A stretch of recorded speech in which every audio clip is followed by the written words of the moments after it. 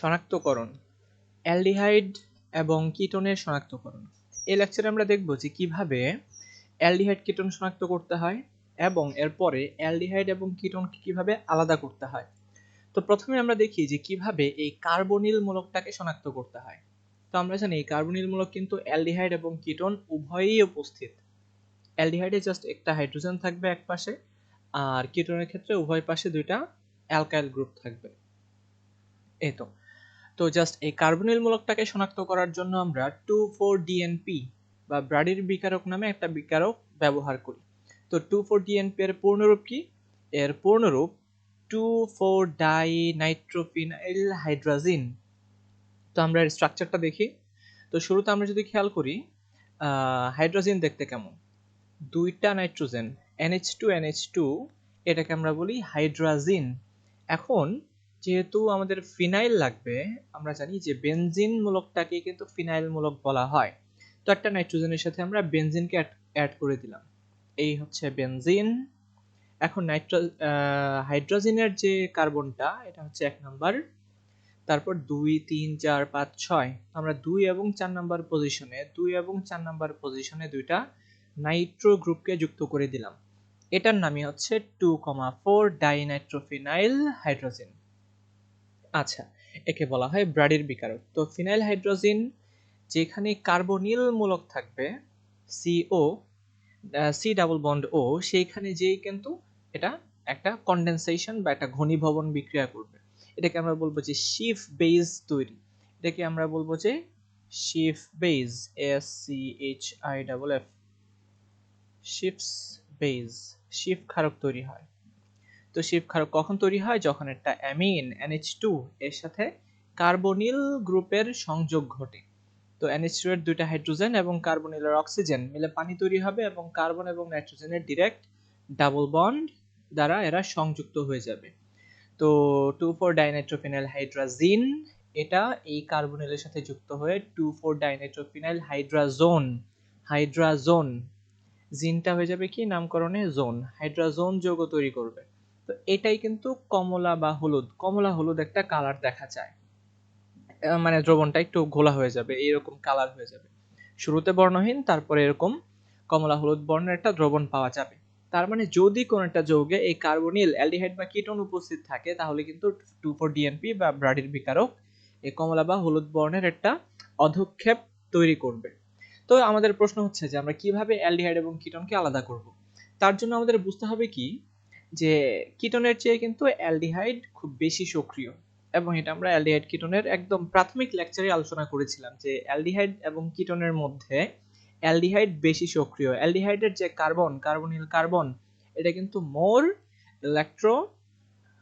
কিন্তু মোর পজিটিভ, আমি যদি বলি এর তুলনায় এটার চেয়ে এটা বেশি পজিটিভ, এবং এই জায়গাতে স্টেরিক হিন্ড্রেন্স কম, তাই নিউক্লিওফাইলটা কিন্তু খুব ইজিলি এখানে এসে অ্যাটাক করতে পারে কম্পেয়ারিং টু এই কিটোনের কার্বনিল কার্বন।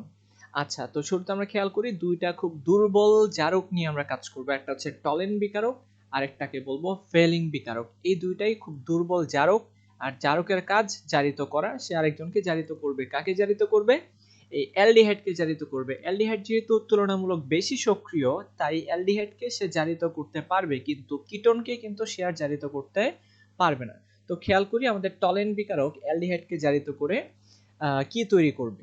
তো আমরা দেখতে পাচ্ছি টলেন বিকারক হিসেবে আমরা যাকে নিলাম, তার গাঠনিক সংকেত, তার সংকেত হচ্ছে যে ডাইঅ্যামিন, দুইটা অ্যামিন থাকবে সিলভারের সাথে, ডাইঅ্যামিন সিলভার, আর সিলভারের জারণ মান +1, ডাইঅ্যামিন সিলভার 1 হাইড্রোক্সাইড। এটাকে আমরা বলি টলেন্স রিএজেন্ট বা টলেনের বিকারক। তো এখানে জাস্ট একটু জেনে রাখার জন্য দিলাম যে সিলভারের দুইটা ফাঁকা অরবিটালে দুইটা অ্যামিন, দুইটা অ্যামোনিয়া লিগ্যান্ড হিসেবে কাজ করবে এবং এদের লোন পেয়ার ডোনেট করবে, শেয়ার করবে, সন্নিবেশ সমযোজী বন্ধন গঠন করবে। এটা একটা জটিল যৌগ, এর সংকরণ sp। ঠিক আছে, এটা আমাদের মেইন আলোচ্য বিষয় না। মেইন আলোচ্য বিষয় হচ্ছে এই সিলভার যেটা করবে, সে একটা ইলেকট্রনকে গ্রহণ করবে। কার কাছ থেকে গ্রহণ করবে? অ্যালডিহাইডের কাছ থেকে গ্রহণ করবে। তো অ্যালডিহাইড ইলেকট্রন ত্যাগ করবে, টলেন বিকারক অর্থাৎ এই স্পেসিফিক্যালি সিলভার ইলেকট্রনটা গ্রহণ করবে। তো সিলভার হবে বিজারিত, আর এই এটা হবে কি, অ্যালডিহাইড হবে জারিত। জারিত হয়ে সে কি তৈরি করবে? অ্যাসিড তৈরি করবে। আমরা জানি অ্যালডিহাইড জারিত হয়ে অ্যাসিড তৈরি করে। আর দ্রবণে যেহেতু ক্ষার উপস্থিত, অ্যামোনিয়া উপস্থিত, তাই অ্যাসিডের একটা অ্যামোনিয়াম লবণ তৈরি হবে। তো আমরা বুঝতেই পারছি কি কি তৈরি হবে। তো অ্যালডিহাইড থেকে তৈরি হলো কি অ্যামোনিয়াম, এটাকে আমরা বলবো যে অ্যাসিটেট বা মিথানয়েড, যেটাই হোক, যে এটাই থাকুক, অ্যামোনিয়াম কার্বক্সিলেট আমরা যদি এক কথায় বলি। আর সিলভার প্লাস সে ইলেকট্রন গ্রহণ করে সিলভার ধাতুতে কনভার্ট হয়।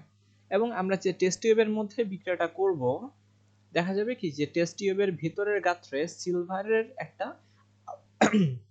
আবরণ যুক্ত হয়ে আছে, সিলভারের একটা আবরণ যুক্ত হয়ে আছে। আর আমরা জানি কাচের গাত্রে যদি সিলভার লাগানো থাকে, এটাকে আমরা বলি যে পাড়া লাগানো বা সিলভারিং করা, অর্থাৎ ভেতরের কাচটা, ভেতরের সাইডটা অনেকটুক দেখা যাবে কি যে আয়নার মতো দেখাচ্ছে বা মিররের মতো দেখাচ্ছে।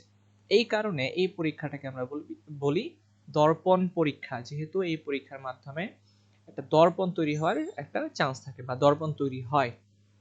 ঠিক আছে, কিন্তু কিটোন কিন্তু এই বিক্রিয়াটা দিবে না।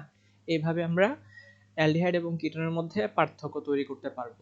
দ্বিতীয় যে আরেকটা পদ্ধতি, যদি আমাদের হাতে ফেহলিং বিকারক থাকে, ফেহলিং রিয়েজেন্ট থাকে, তাহলেও কিন্তু আমরা অ্যালডিহাইডকে এবং কিটোনকে শনাক্ত করতে পারবো। অ্যাজ ইউজুয়াল অ্যালডিহাইডের সক্রিয়তা বেশি থাকার কারণে সে জারিত হবে, কিন্তু কিটোন জারিত হবে না। তো আমরা শুরুতে দেখি যে ফেহলিং বিকারক কিভাবে তৈরি করতে হয়। ফেহলিং বিকারক তৈরি করার জন্য শুরুতে কপার সালফেটের মধ্যে কপার সালফেটের সাথে সোডিয়াম হাইড্রোক্সাইডকে একসাথে মিশ্রিত করতে হবে। এতে করে কপার হাইড্রোক্সাইডের নীল বর্ণের অদক্ষেপ তৈরি হবে এবং সোডিয়াম সালফেট তৈরি হবে। তো এর মধ্যে আমরা অ্যাড করব রোচেল সল্ট, সোডিয়াম পটাশিয়াম টার্টারেট, তো C4H4O6, এটা কিন্তু টার্টারিক অ্যাসিডের সংকেত। এখানে দুইটা হাইড্রোজেনকে সরিয়ে দিয়ে আমরা একটা সোডিয়াম এবং একটা পটাশিয়ামকে অ্যাড করলাম, এটাকে বলা হয় রোচেল সল্ট। তো এই সলিউশনের মধ্যে যখন আমরা সোডিয়াম পটাশিয়াম টার্টারেট অ্যাড করব, তখন এটা যে স্টেবিলাইজ করবে পুরো সলিউশনটাকে, একটা জটিল যৌগ তৈরি করার মাধ্যমে স্টেবিলাইজ করবে সলিউশনটাকে। তো টার্টারেট সে কিন্তু লিগ্যান্ড হিসেবে কাজ করবে। তো ডাই টার্টারেটও কপার আয়ন তৈরি হয়, একটা জটিল যৌগ তৈরি হয়, এটাকে কিন্তু আমরা বলি ফেহলিং রিয়েজেন্ট। আচ্ছা, আমরা টার্টারিক অ্যাসিডের সংকেতটা দিয়ে দিলাম COOH, মাঝখানে থাকবে দুইটা কার্বন, এখানে OH, এখানে OH, এটা কিন্তু একটা মেসো যৌগ। আচ্ছা, তো এবার আমরা খেয়াল করি, যদি আমরা অ্যালডিহাইডকে নেই, ফেহলিং দ্রবণ কি করবে? ফেহলিং দ্রবণস্থ যে কপার হাইড্রোক্সাইড রয়েছে, +2 থেকে কপার +2 থেকে কি হবে?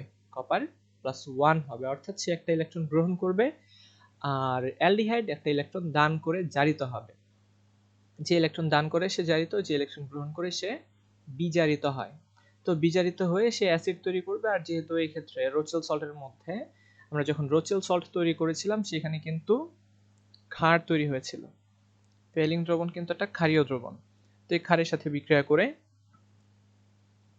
এই অ্যাসিড একটা লবণ তৈরি করবে, সোডিয়াম ইথানোয়েট, এবং এই কিউপ্রিক হাইড্রোক্সাইড এটা বিজারিত হয়ে কিউপ্রাস অক্সাইডের লাল বর্ণের অদক্ষেপ তৈরি করে। দেখা যায় যে টেস্ট টিউবের নিচে একদম তলানি জমে থাকে, কিউপ্রাস হাইড্রোক্সাইডের একটা তলানি জমে থাকে, লাল বর্ণের তলানি, সেটা দেখি আমরা বুঝতে পারি যে এই জায়গায় অ্যালডিহাইড উপস্থিত ছিল। কিন্তু কিটোন কিন্তু এই বিক্রিয়াটা আবার দেয় না। তো কিটোন একটু কঠিন হয় একে জারিত করা, তাই এটা কি হয় না, জারিত হয় না। দ্যাট মিনস শুরুতে আমরা 2,4-ডাইনাইট্রোফিনাইল হাইড্রোজেন দিয়ে কার্বনিল গ্রুপকে শনাক্ত করব। আমরা শিওর হয়ে যাব যে হয় অ্যালডিহাইড আছে নয়তো কিটোন আছে। দ্বিতীয়ত আমরা কি করব?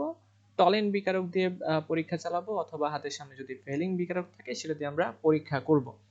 যদি অ্যালডিহাইড থাকে, টলেন বিকারকের ক্ষেত্রে নিচে দর্পণ তৈরি হবে, এটাকে আমরা দর্পণ পরীক্ষা বলি।